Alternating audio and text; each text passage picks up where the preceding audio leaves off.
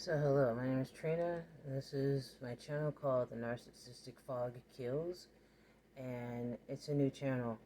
So thank you for whoever watches these videos. I personally am making these videos as a documentation for myself because the things that are happening to me with my narcissistic husband that I've been married to for 23 years is beyond belief. So I have to document it so that I remember that this is really what happened. Because he's playing a lot of games with me right now. The last video I made, I left off saying that I wanted to talk to you guys about on the next video about how I ended up becoming impregnated by this narcissistic guy and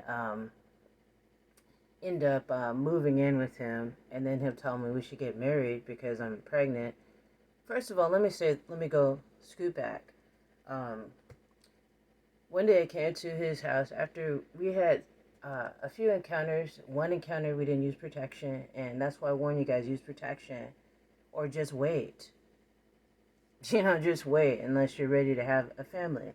So, and by the way, I'm really happy that my son is here on this planet. So I don't regret that at all. Because if I hadn't met my husband, then I wouldn't have had my beautiful son. He's 23 years old. He's in a mental hospital right now. I had to put him in a mental hospital for now because he has schizoaffective disorder. And schizoaffective disorder, one of the causes of schizoaffective disorder, which I've read about, I'm not a psychologist or a therapist, but what I've read about schizoaffective disorder is that it can be caused by extreme neglect. A parent that doesn't show any affection, a parent that totally ignores the child or says mean things to him. That's the experience in a nutshell what my son has experienced from a child to now. So yeah, it's pretty fucked up. So I was able to get him into a good psychiatric hospital because he was having a lot of problems. He couldn't sleep at night. It's a lot. So anyway, I'll end up talking more about that in the next videos coming. But anyway, yeah. When I found out that I was pregnant, I went over to my husband's house. At the time we weren't married, and told him that I was pregnant. And I started crying. I was crying. And then he started crying. But the thing is, I felt like his tears weren't real. I felt like he was just mimicking what I was doing. Like, oh, she's crying, so I should be crying. You know, that kind of deal. So, but whatever. I came in, and when he's all like, what do you want to do? And I didn't know at the time. I wasn't sure. And, I thought about having an abortion. And then I told him that, and he's all, well, whatever you decide to do, I'm fine with that. So I ended up, later on that day, I ended up hanging out with a friend, and the friend's all, do you really want to have an abortion? And I'm like, no, I don't.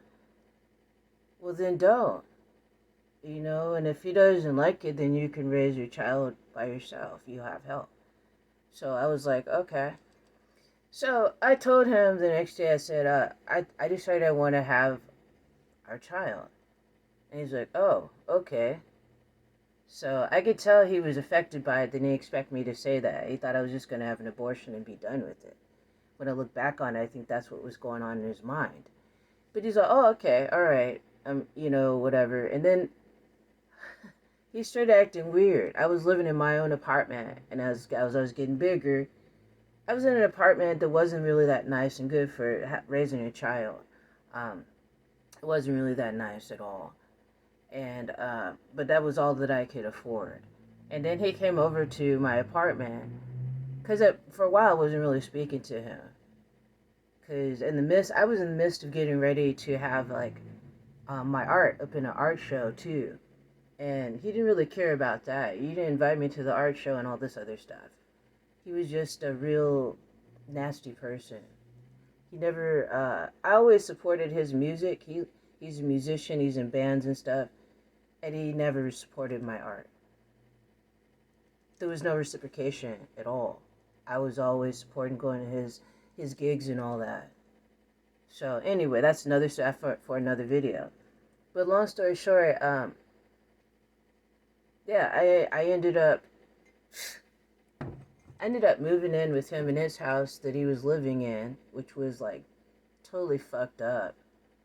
It was just messy as fuck and nasty. I ended up moving in there with him because I didn't know. I felt like I couldn't do it all on my own. I felt like I couldn't raise my child all on my own. But you know what? Cut to now, I was raising my child all on my own, regardless of the fact that he was in the picture and that we're married. So that's just a little snippet of things to come in future videos. Uh, so yeah, he acted like he was all for it. He was all up for it. Then my mother-in-law came to visit, and cause she wanted to see me, find out, meet me. First of all, let me scoot back. All right, my in-laws didn't want to meet me because they thought I was just black trash. They thought that I was a gold digger and I was trying to get his money. First of all, my husband doesn't have any money. He's not rich by any means. He's always just getting by. And a lot of times he's calling up his mom to ask for money. Okay? So what gold digging am I doing? So they just assumed that both of my in-laws at the time assumed that I was some black woman that he got knocked up and she's trying to just take all his money and not have to work. Let me tell you something. After, it was like, what? 5 months after my son was born, I had a C-section, by the way. He wanted me to go on and get back to work. I had post-traumatic stress, and he wanted me to get up and go back to work.